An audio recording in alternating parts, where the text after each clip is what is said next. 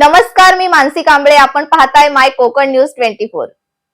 खालापूर तालुका शिक्षण प्रसारक मंडळ ही महाराष्ट्रातील एक नावाजलेली शैक्षणिक संस्था असून या संस्थेच्या अनेक शाळा व कनिष्ठ महाविद्यालय आहेत. विज्ञान, वाणिज्य, कला तसेच विधी महाविद्यालय अशा क्षेत्रात यांची महाविद्यालय आहेत. एकूण या संस्थेत 30,000हून अधिक विद्यार्थी-विद्यार्थिनी शिक्षण घेत आहेत. परंतु मागील काही वर्षापासून या संस्थेमध्ये मोठा भ्रष्टाचार सुरू असल्याचा आरोप आज दिनांक 23 फेब्रुवारी रोजी खालापूर तालुका शिक्षण प्रसारक मंडळाचे माजी संचालक यशवंत साबळे यांनी पत्रकार परिषद घेऊन केला आहे. याच भ्रष्टाचाराच्या विळख्यात अडकून सदर संस्थेचे तंत्रनिकेतन महाविद्यालय काही वर्षांपूर्वीच बंद झाले आहे.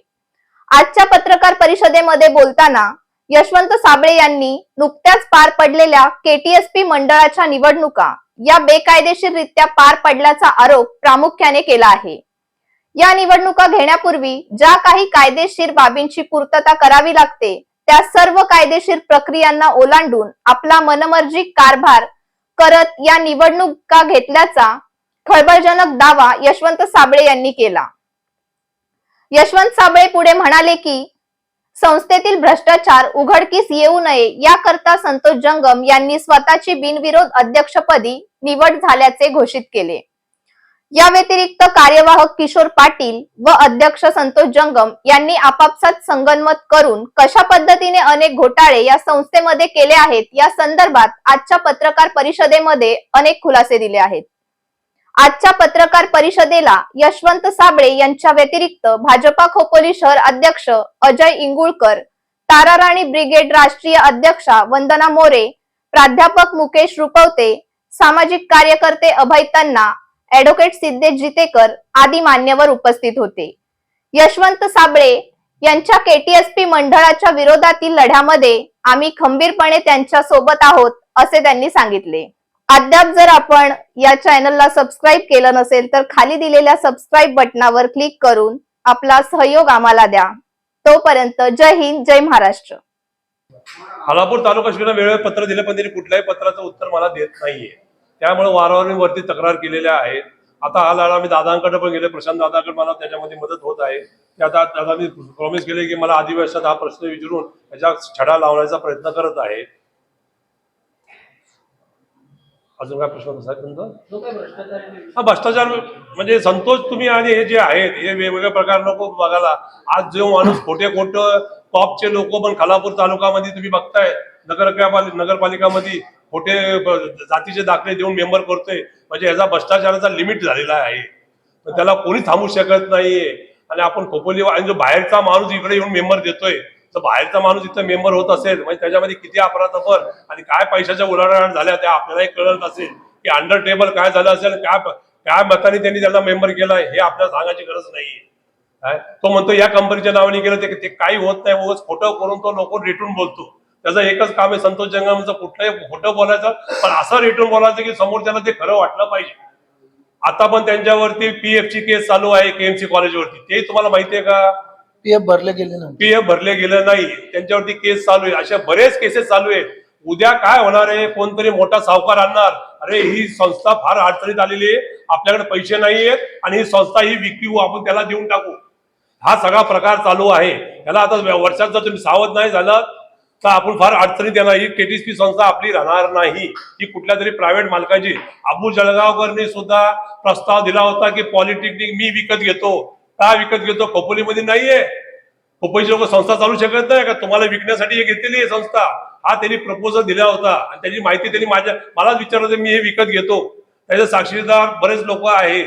माझे मत आता पण माझं मत एकच आहे की 2 ते 3 वर्षामध्ये या संस्थेचं कर्ज आपण नील करू शकतो. एवढी त्या संस्थेमध्ये इन्कम आहे. डोनेशन कमी करून सगळं कमी करून सुद्धा 2 ते 3 वर्षामध्ये याचा कर्ज आपण क्लिअर करू शकतो.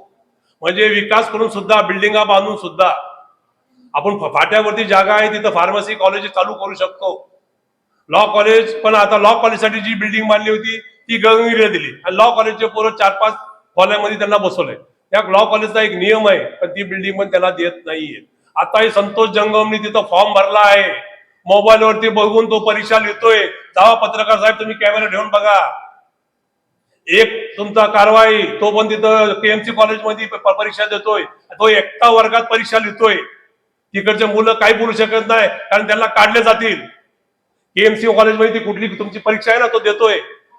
सेक्रेटरी तुमचा एकटाच पेपर लिहितोय त्या वर्गामध्ये, समोर गाईड आणि पेपर लिहितोय. संतोष जंगम लॉ परीक्षा देतोय, मोबाईल लिहितोय आणि परीक्षा लिहितोय. परवा 8-10 जणांवरती कारवाई झाली. जेव्हा हे सगळं बाहेर भाडा मी येतो म्हणल्यानंतर त्यांनी लगेच कारवाई दाखवली, पण संतोषवरती कारवाई नाही केली. काय आता तुम्ही मध्ये पुरावा काय? आता पुरावा नाही बाबा माझ्याकडे. मला पण मी काय तिथं स्वतंत्र मला जी माहिती भेटते ती तुम्हाला मी माहिती पुरवतोय. वकील साहेब, तुम्ही यशवंत साबळे बरोबर हा न्यायालयीन लढा लढताय. एकंदरीत कुठे कुठे याबाबत आपण दाद मागताय आणि काय आतापर्यंत तुम्हाला त्याच्यातून निष्पन्न झालं? सुरुवातीला जेव्हा यशवंत शेठ साबळेंनी सुरुवात जी केली ती पहिले त्यांचा जो विद्यार्थीच्या संदर्भात जे भांडार आहे, पुस्तक भांडार, त्याच्या संदर्भात जी तक्रार होती, जे सेक्रेटरी आहेत आता तत्कालीन पण आणि आता सध्या जरी असलेले सेक्रेटरी आहेत ते, तर त्याच्यात जो स्टॅम्प पेपर बाबतचा जो घोटाळा होता त्याच्या संदर्भात आम्ही सर्वप्रथम तक्रार केली. पोलीस स्टेशनकडे तक्रार केल्यानंतर पोलिसांनी त्याच्याबद्दल जे सब रजिस्टर ऑफिस असतं म्हणजे दुय्यम निबंधक खालापूर यांचं ऑफिस, त्यांच्याकडे याबाबत खुलासा मागवला. त्यांच्या दिलेल्या पत्र व्यवहारातून त्यांनी हा खुलासा केला का हा स्टॅम्प पेपर जो होता तो आम्ही ह्या तारखेला डिस्पॅच केला होता आणि त्याच्या 2 महिनेपूर्वी हा कसा वापरला गेलेला आहे. तर त्या संदर्भातले त्यांनी कागदपत्र सगळे पोलिसांना प्रोव्हाइड केलेले आहेत आणि त्या कागदपत्रांची शहानिशा झाल्यानंतर म्हणजे केवळ आमच्या तक्रारीवर नाही तर त्या कागदपत्रांची शहानिशा झाल्यानंतर पोलीस स्टेशन मार्फत तो जो संबंधित तत्कालीन जे कोण हे होते सेक्रेटरी आणि आजही आहेत ते, त्यांच्यावरती तो गुन्हा दाखल झाला होता. तो आता न्यायालयामध्ये प्रलंबित आहे. हे पहिलं प्रकरण होतं. त्याच्यानंतर दुसरं जे प्रकरण होतं ते जे कर्ज बाजाराप्रमाणातलं म्हणजे कुठल्याही प्रकारची पूर्व परवानगी चॅरिटी कमिशनरची न घेता जे आवाज फायनान्स कडून जी कॅपिटल ही संस्था आहे त्यांच्याकडून हे मोठं कर्ज जे घेतले गेलेले त्याच्या संदर्भात सुद्धा आम्ही जी फोरम आहे म्हणजे धर्मादाय आयुक्त यांच्याकडे तक्रार केलेली आहे आणि त्यांच्याकडून आम्हाला ही माहिती मिळाली का जे महाराष्ट्राचे वरळीला जे मुख्य बिनविरोध निवडणूक घेतली गेली जाते तर ह्या बिनविरोध निवडणूक घेतली गेलेली आहे त्याच्या विरुद्ध सुद्धा आम्ही दाद मागितलेली आहे. त्याच्या संदर्भात सुद्धा आमचा लढा चालू आहे. म्हणजे जवळजवळ 4 ते 5 ठिकाणी आमचा याच्या संदर्भातला जो लढा आहे तो चालू आहे. खोपोली सगळ्यांनी उठाव करून ह्या जे भ्रष्ट लोक आहेत त्यांना बाहेर काढावा. चांगल्या संस्था लोकांकडे जसे पत्रकार सारखे एक प्रतिनिधी किंवा वकील असो द्या किंवा डॉक्टर असो द्या असे चांगले प्रतिनिधी तिथे येऊया आणि त्यांनी संस्था चालावी. आणि हा कुठला नियम नाही, हा ह्यांनी काढलेला नियम आहे 25 लाखाचा. आजपर्यंत मला वाटत नाही कुठल्याही भारताच्या संस्थेमध्ये असे पैसे देऊन मेंबर करा हे मी पहिल्यांदाच ऐकलं. पण आता मी ते सुद्धा भरले पैसे 25 लाख आणि मेंबर झाले आणि मी भरल्यामुळं आज सगळा हा भ्रष्टाचार भरला. यांना भ्रष्टाचार करायचा होता म्हणून त्यांनी हे सगळे 25 लाखाचा नियम लावला. आजपर्यंत जगात म्हणजे भारतात तर कधी मी ऐकलं नाही की कुठल्याही संस्थेमध्ये पैसे भरून तुम्ही मेंबर होऊ शकता.